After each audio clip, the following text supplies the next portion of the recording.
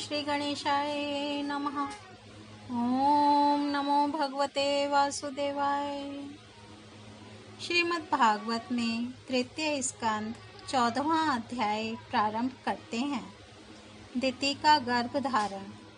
श्री सुखदेव जी कहते हैं, राजन, प्रयोजनवश सोकर बने श्री हरि की कथा को मैत्रेय जी के मुख से सुनकर भी भक्ति व्रतधारी विदुर जी की पूर्ण तृप्ति न हुई। अतः उन्होंने हाथ जोड़कर फिर पूछा।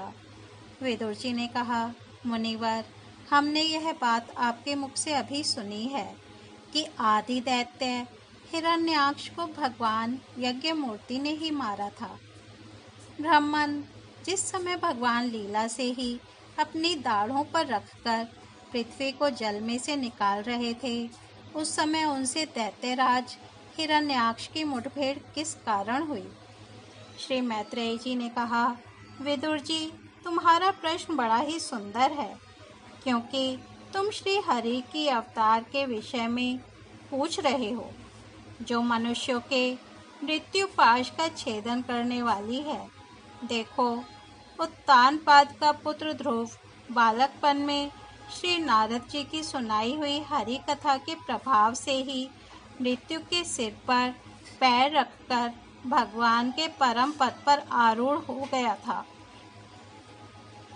पूर्व काल में एक बार इसी वाराह भगवान और हिरण्याक्ष के युद्ध के विषय में देवताओं के प्रश्न करने पर देव श्री ब्रह्मा जी ने उन्हें यह इतिहास सुनाया था, और उसी के परंपरा से मैंने सुना है। विदुर जी, एक बार दक्ष की पुत्री दिति ने पुत्र प्राप्ति की इच्छा से कामातुर होकर सायंकाल के समय ही अपने पति मरीचि नंदन कश्यप जी से प्रार्थना की।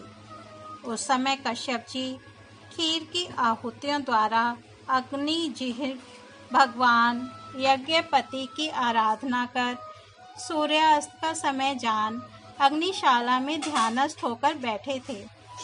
दिति ने कहा, विद्वान, मतवाला हाथी जैसे केले के वृक्ष को मसल डालता है, उसी प्रकार यह प्रसिद्ध धनुर्धर कामदेव मुझ अबला पर जोर जताकर आपके लिए मुझे बेचैन कर रहा है। अपनी पुत्रवती सौतों की सुख समृद्धि को देखकर मैं ईर्ष्या की आग से जली जाती हूँ। अतः आप मुझ पर कृपा कीजिए, आपका कल्याण हो।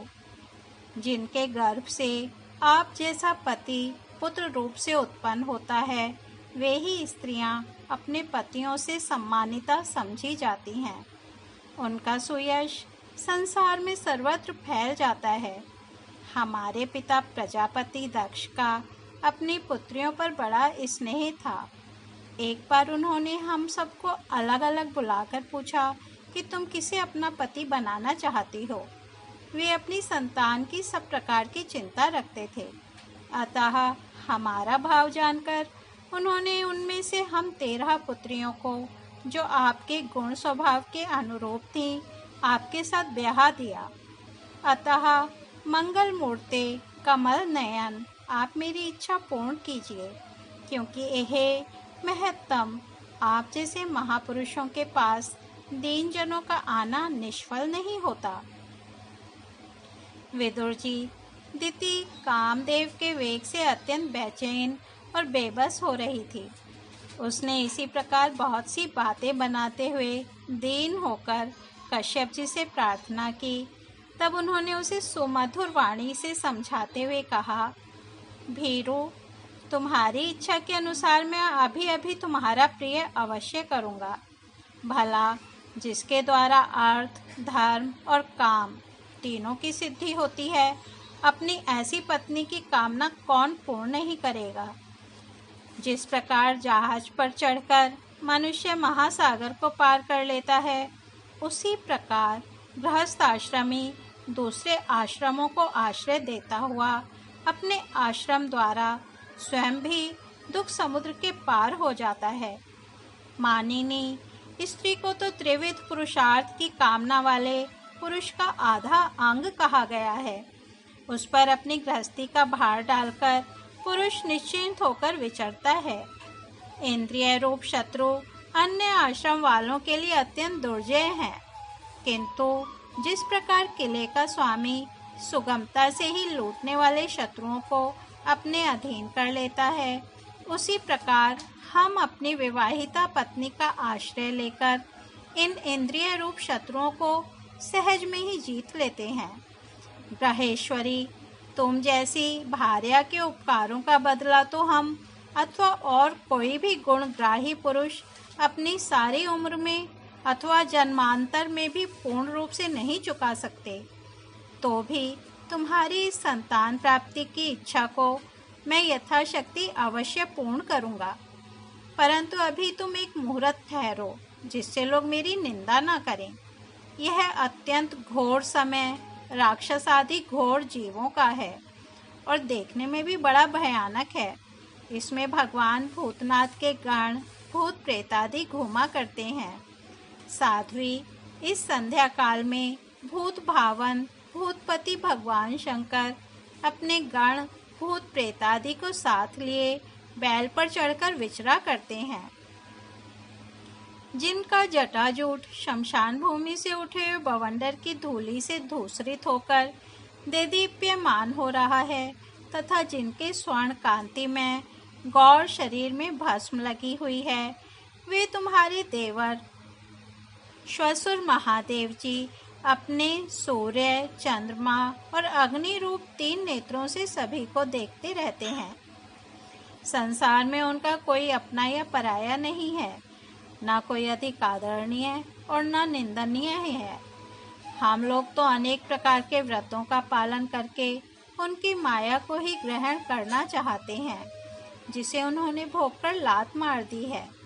विवेकी पुरुष अविद्या के आवरण को हटाने की इच्छा से उनके निर्मल चरित्र का गान किया करते हैं। उनसे बढ़कर तो क्या उनके समान भी कोई नहीं है और उन तक केवल सत्पुरुषों की ही पहुँच है। यह सब होने पर भी वे स्वयं पिशाचों का सा आचरण करते हैं। यह नर शरीर कुत्तों का भोजन है। जो अविवेकी पुरुष आत्मा मानकर वस्त्र, आभूषण, माला और चंदन आदि से इसी को सजाते संवारते रहते हैं, वे अभागे ही आत्माराम भगवान शंकर के आचरण पर हंसते हैं। हम लोग तो क्या, ब्रह्मादि लोकपाल भी उन्हीं की बांधी हुई धर्म मर्यादा का पालन करते हैं।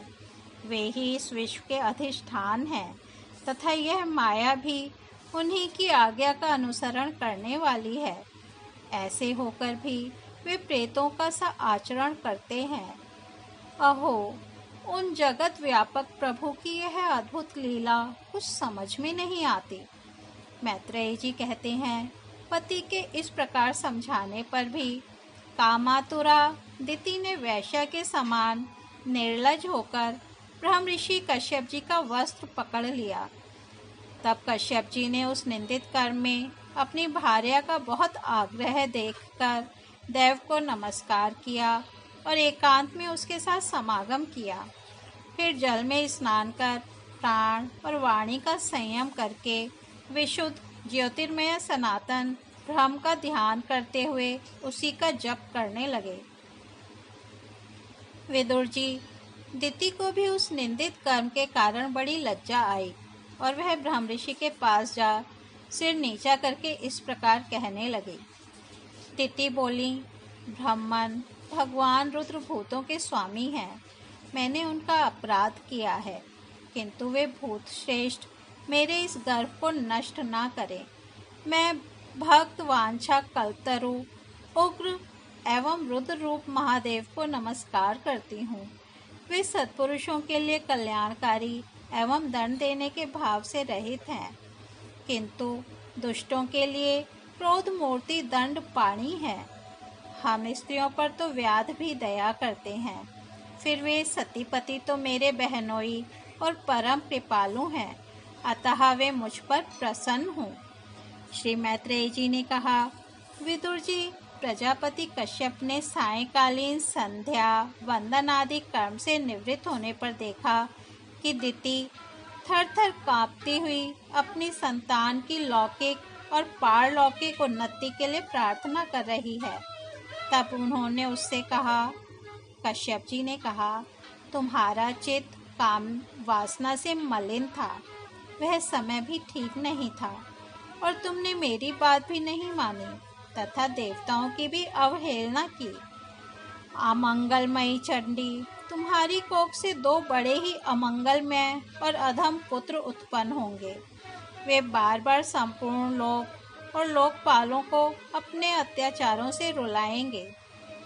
जब उनके हाथ से बहुत से निरपराध और दीन प्राणी मारे जाने लगेंगे, स्त्रियों पर अत्याचार होने लगेंगे और महात्माओं को क्षुब्ध किया जाने लगेगा, उस समय संपूर्ण लोकों की रक्षा करने वाले श्री जगदीश्वर कुपित होकर अवतार लेंगे और इंद्र जैसे पर्वतों का दमन करता है, उसी प्रकार उनका वध करेंगे। दिति ने कहा, प्रभो, यही मैं भी चाहती हूँ कि यदि मेरे पुत्रों का वध हो तो वह साक्षात भगवान चक्रपाणि के हाथ से ही हो, कुपित ब्राह्मणों के शाप आदि से ना हो। जो जीव ब्राह्मणों के शाप से दग्ध अथवा प्राणियों को भय देने वाला होता है, वह किसी भी योनि में जाए, उस पर नार की जीव भी दया नहीं करते। कश्यप जी ने कहा, देवी, तुमने अपने किए पर शोक और पश्चाताप प्रकट किया है। तुम्हें शीघ्र ही उचित अनुचित का विचार भी हो गया तथा भगवान विष्णु, शिव और मेरे प्रति भी तुम्हारा बहुत आदर जान पड़ता है। इसलिए तुम्हारे एक पुत्र के 4 पुत्रों में से एक ऐसा होगा जिसका सत्पुरुष भी मान करेंगे और जिसके पवित्र यश को भक्तजन भगवान के गुणों के साथ गाएंगे। जिस प्रकार खोटे सोने को बार बार तपाकर शुद्ध किया जाता है, उसी प्रकार साधुजन उसके स्वभाव का अनुकरण करने के लिए निवृत्ता आदि उपायों से अपने अंतःकरण को शुद्ध करेंगे। जिनकी कृपा से उन्हीं का स्वरूप भूत यह जगत आनंदित होता है, वे स्वयं प्रकाश भगवान भी उसकी अनन्य भक्ति से संतुष्ट हो जाएंगे। दिति, वह बालक बड़ा ही भगवत भक्त, उदार हृदय, प्रभावशाली और महान पुरुषों का भी पूज्य होगा तथा प्रौढ़ भक्ति भाव से विशुद्ध और भावान्वित हुए अंतःकरण में श्री भगवान को स्थापित करके देहाभिमान को त्याग देगा। वह विषयों में अनासक्त, शीलवान, गुणों का भंडार तथा दूसरों की समृद्धि में सुख और दुख में दुख मानने वाला होगा। उसका कोई शत्रु न होगा तथा चंद्रमा जैसे ग्रीष्म ऋतु के ताप को हर लेता है, वैसे ही वह संसार के शोक को शांत करने वाला होगा।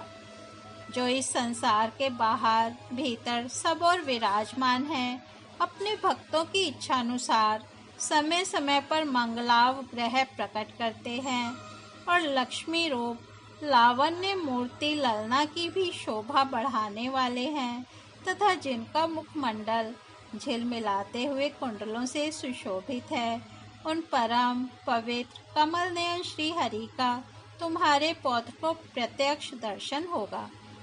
श्री मैत्रेय जी कहते हैं, विदुर जी, दिति ने जब सुना कि मेरा पौत्र भगवान का भक्त होगा, तब उसे बड़ा आनंद हुआ तथा यह जानकर कि मेरे पुत्र साक्षात श्री हरि के हाथ से मारे जाएंगे, उसे और भी अधिक उत्साह हुआ। इस तरह श्रीमद् भागवत में 3 स्कंद 14वां अध्याय समाप्त होता है। कल हम 15वां अध्याय जय विजय को सनकादि का शाप सुनेंगे। तब तक हम यहीं विराम देते हैं। हरि ओम